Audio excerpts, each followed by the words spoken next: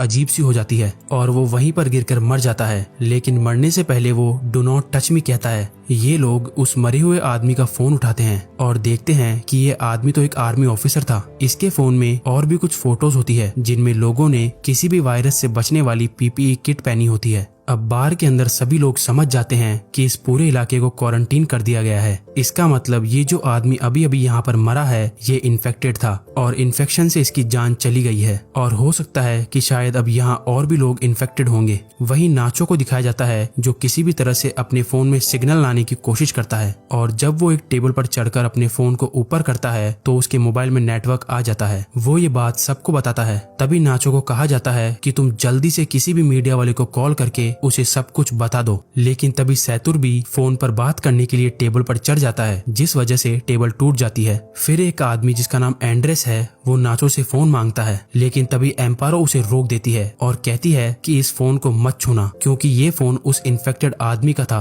और अगर तुमने इस मोबाइल को छू लिया तो तुम भी इन्फेक्टेड हो जाओगे। सर्जियो और एंड्रेस इस बात से सहमत हो जाते हैं। अब इसका मतलब नाचो और जिस किसी ने भी इस मोबाइल को या उस आदमी को छू लिया है वो सब के सब इन्फेक्टेड है और ऐसा करने वाले इनमें से 5 लोग हैं। एंड्रेस उन्हें अपनी बंदूक से धमकाता है और इनसे कहा जाता है कि उस आदमी की डेड बॉडी को नीचे तहखाने में बने स्टोर रूम में लेकर जाओ। इन सब लोगों को मजबूरन उनकी बात माननी पड़ती है और ये सभी 5 लोग डेड बॉडी को लेकर नीचे तहखाने में चले जाते हैं। अब ऊपर बस 3 लोग बचे हुए हैं।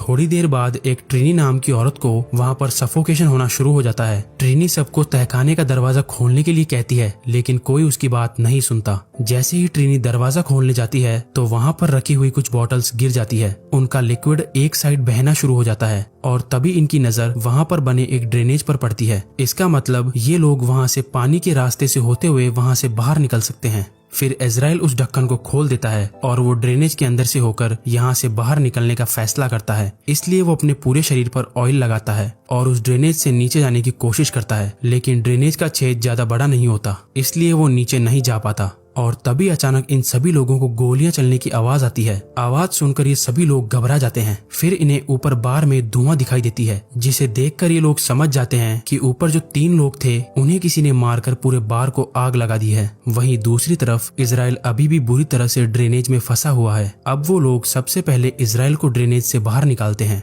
कुछ घंटों बाद आग पूरी तरह से बुझ जाती है और वो लोग ऊपर बार में आने का फैसला करते हैं। ऊपर बार में आने के बाद वो देखते हैं कि बार पूरी तरह से जलकर राख हो चुका है। नाचो को वहाँ गन मिल जाती है जिसे वो चुपचाप उठा लेता है। तभी ये लोग देखते हैं कि कुछ लोग बाहर से इस जगह को पूरी तरह से सील कर रहे होते हैं। ये बड़ी ही खामोशी से सब कुछ देखते रहते हैं क्योंकि अगर किसी को भी भनक लग गई कि अंदर अभी भी 5 लोग जिंदा है तो इन सबको भी मार दिया जाएगा। और तभी यहाँ मोबाइल बजना शुरू हो जाता है और ये उसी मोटे आदमी का मोबाइल होता है जिसकी अभी थोड़ी देर पहले इन्फेक्शन के कारण मौत हुई थी। एलिना उसका फोन उठा लेती है और उसकी व्हाट्सएप चैट्स पढ़ना शुरू कर देती है जिसमें एक आदमी इस मोटे आदमी से पूछता है क्या वैक्सीन लेने के बाद तुम्हारी तबीयत में सुधार है। इस आदमी ने जवाब दिया होता है कि नहीं, मेरी तबीयत बहुत खराब है और मैं किसी बार के वॉशरूम में छुपा हुआ हूँ, तुम मेरे पास आने की कोशिश मत करना। अब एलिना इसकी पुरानी चैट्स पढ़ती है जिसमें इस मरे हुए आदमी ने लिखा होता है कि मेरे पास अभी 4 और बची है। ये लोग समझ जाते हैं कि इसके पास जो इंजेक्शन है वही इस वायरस की वैक्सीन है। ये पढ़कर सब लोग खुश हो जाते हैं कि ये वैक्सीन काम